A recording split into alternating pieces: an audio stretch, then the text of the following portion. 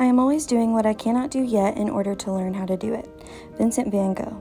Such a clear and simplistic depiction of the learning process. With all its mistakes and successes, trials and aha moments, we are ultimately doing what we cannot do yet in order to get to the yet.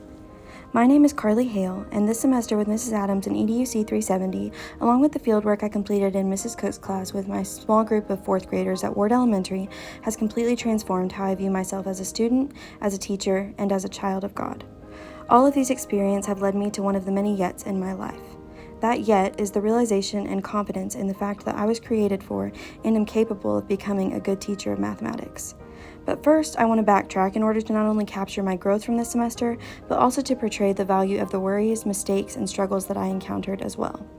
I entered the semester carrying this weight and lingering belief from previous semesters that I could not write lesson plans or carry out effective lessons due to my lack of knowledge, lack of previous experience, and lack of previous success with the ACU lesson planner format. This negatively impacted the way I viewed myself and my potential for growth and success. I felt an overwhelming fear of failure that poorly shaped my emotional and cognitive drive for the work I would go on to do in EDUC 370. Nevertheless, the show had to go on. We began our course by reviewing the knowledge we had gained in EDUC 270 surrounding theory, standards, mindset, how students learn, and how we teach.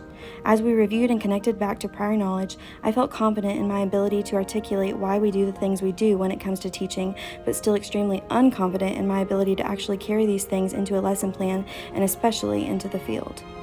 Little did I know that my ability to clearly articulate this knowledge would be the key to creating effective lesson plans that I was proud of.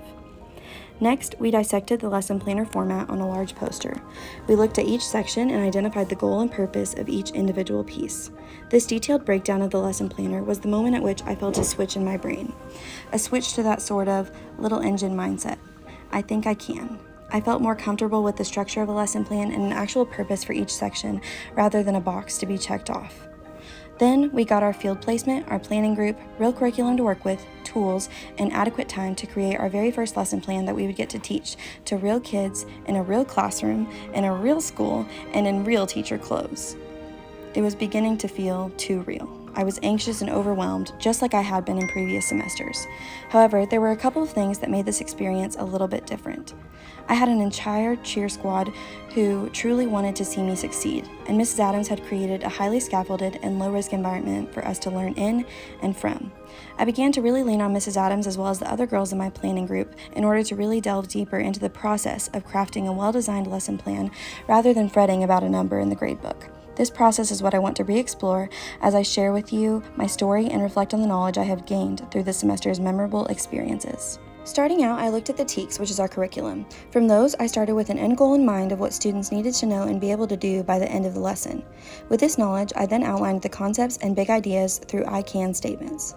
Next, I began looking at how I would draw my students into the lesson. This section is called the focus, and the goal for this portion of the lesson is to get students' minds ready to learn. We do so by engaging student schema and making sure all students are involved from the very beginning. For example, I started one of my lessons out with a large sheet of manila paper and asked students to write down anything they knew about perimeter and area, even if it was just that perimeter starts with a P and area starts with an A. This seemed to be a great way to give students some pride in the knowledge they already have, as well as pique their interest into what more there was to learn. And I explored the direct instruction. The goal of this section is to equip students with the language, tools, and knowledge they need in order to practice.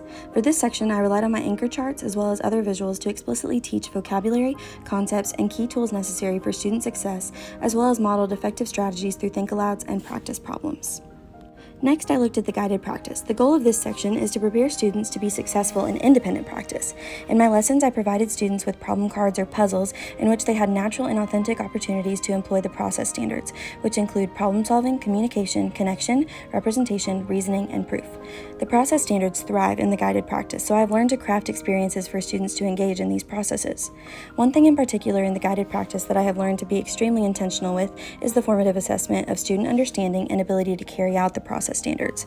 I have learned that this needs to be much more than just a thumbs up saying that students feel good or are ready to do it alone. It is a collection of evidence that shows that students are ready to practice independently. I did so through a strategy that Mrs. Adams taught us, the checklist. It's a quick and simple yet rich and effective way of observing and recording student signs of readiness. Next came the independent practice. The goal for this section is for students to provide evidence of their knowledge of and ability to use the math concepts they have learned. For many of my lessons, I created a worksheet or paper activity of some sort. I know what you're thinking. That's horrible and boring and exactly what we have been taught not to do. However, Mrs. Adams taught me that sometimes worksheets are an effective way of assessing student understanding as long as it is not the only piece of the puzzle. For example, my worksheets were typically very open-ended, which made room for freedom and creativity in student responses and usually required lots of backwards thinking, which created a space in which students could begin to live in the highest level of Bloom's taxonomy, create. All in all, I feel extremely proud of the work I have done in EDUC 370. I learned authentic, effective, and engaging ways of teaching students mathematics for the purpose of true growth and application. I also learned that assessment is absolutely essential not just in the gradebook, but in our everyday instructional decision-making. Assessment helps us to close the gap between where a student is and where they need to be, which is ultimately what teaching is all about. Closing the gaps, prepping our students with an abundance of knowledge and skills so that they will not need us as much as they did at the beginning of the school year as they will at the end. What a beautiful thing it is to be a teacher, to be someone who helps another get to their yet.